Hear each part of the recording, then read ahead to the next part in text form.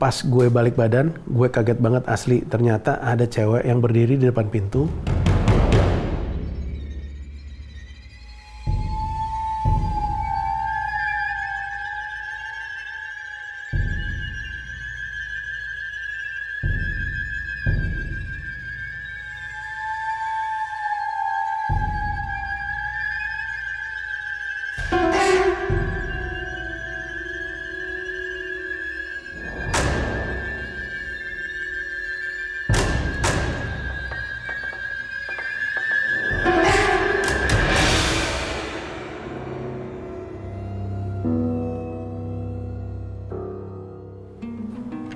Rumah sakit selalu ngasih kesan berbeda tiap gue pulang dari sana.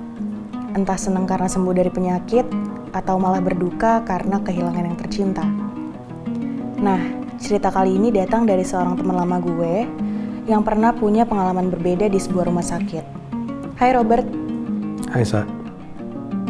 Jadi ini gue mau cerita nih. Ini pengalaman gue di tahun 2007. Ya udah lama banget ya. Jadi udah hampir berapa belas tahun yang lalu gitu. Waktu itu gue harus ke rumah sakit buat nemenin sahabat gue yang sakit batuk empedu akut. Nah, karena dia sendirian di Jakarta, akhirnya gue lah yang nyanggupin buat nemenin dia berobat sampai sembuh. Gue udah coba ke beberapa rumah sakit, tapi selalu dirujuk ke rumah sakit ini karena di zaman itu cuma dokter di rumah sakit ini yang bisa nanganin penyakitnya, temen gue. Rumah sakit ini di daerah Salemba. Namanya nggak akan gue sebut lah. Sekarang sih udah direnovasi. Kalau dulu tuh bangunannya kelihatan banget kayak dari zaman kolonial.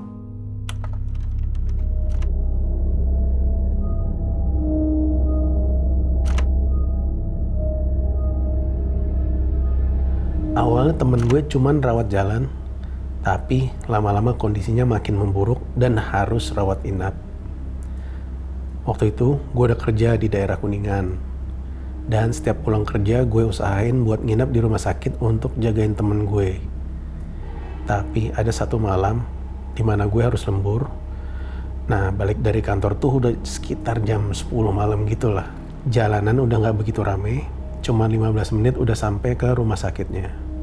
Temen gue dirawat di ruang VIP. Di ruang VIP di sini tuh melingkar di area taman. Jadi view kamar temen gue ini langsung ke taman dan kamar yang di seberangnya.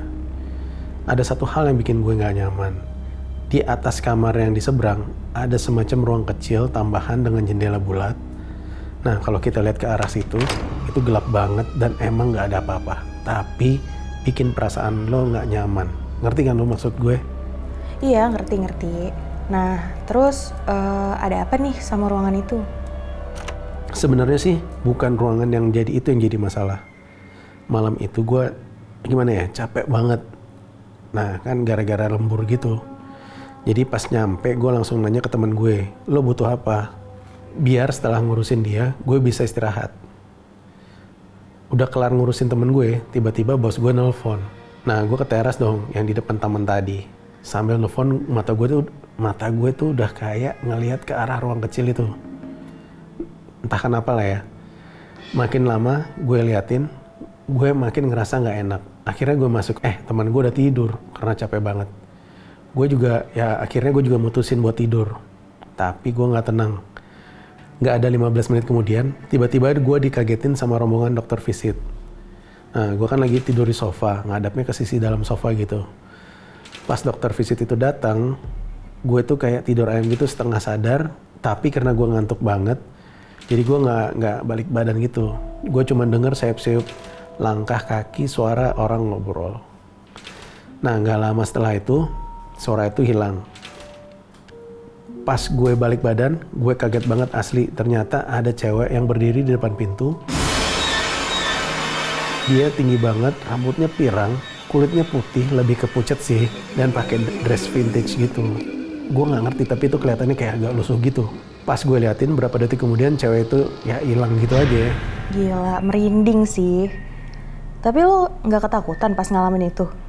Ya emang agak aneh sih rasanya. Cuman mungkin karena gue ngantuk dan capek ya.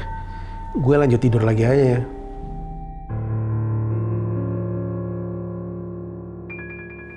Nah besok paginya gue ngobrol dong sama teman gue tanya semalam siapa tuh cewek yang ikut rombongan dokter visit.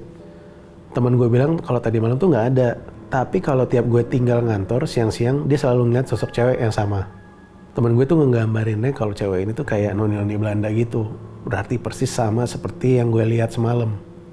Setelah bahas ini, gue bareng temen gue takut banget nih, jujur gue takut banget. Cuman buat ninggalin dia gue sendiri gue nggak tega. Jadi gue tetap mutusin untuk nemenin sahabat gue itu sampai sembuh. Nah di hari-hari berikutnya gue juga udah nggak pernah lihat si noni-noni itu lagi. Sampai akhirnya teman gue dinyatakan sembuh. Hari itu gue dan teman gue beberes lah buat pulang, kan udah sembuh lah ya. Karena udah agak malam dan kita lapar. Nah gue sama teman gue tuh pengen beli bakpao dulu gitu di area rumah sakit. Bapak yang jual bakpao ini sempat basa-basi lah sama gue. Udah sembuh belum gitu. Nah karena seringnya dia lihat teman gue ini bolak-balik ke dalam. Sambil ngasih bakpao dia ngomong pelan-pelan. Hati-hati ya, pulangnya takut ada yang ikut. Duh, merinding parah sih gue. Terus habis itu ada yang ikut lo sama teman lo pulang nggak? Untungnya sih nggak ada. Nah menurut gue selama kita nggak ditampakin, nggak diganggu ya. Nggak perlu inilah, overreacted lah. Namanya juga tempat itu udah ada dari zaman bahala. Jadi yang penghuni itu udah pasti ada lah dari zaman dulu gitu kan. Walaupun itu cuman berwujud rohnya aja. Nah bener banget tuh, sama manusia aja kita harus permisi, apalagi sama yang gak berwujud. Tapi buat yang dengerin ini malam-malam, gue cuma mau nyampein, hati-hati ya.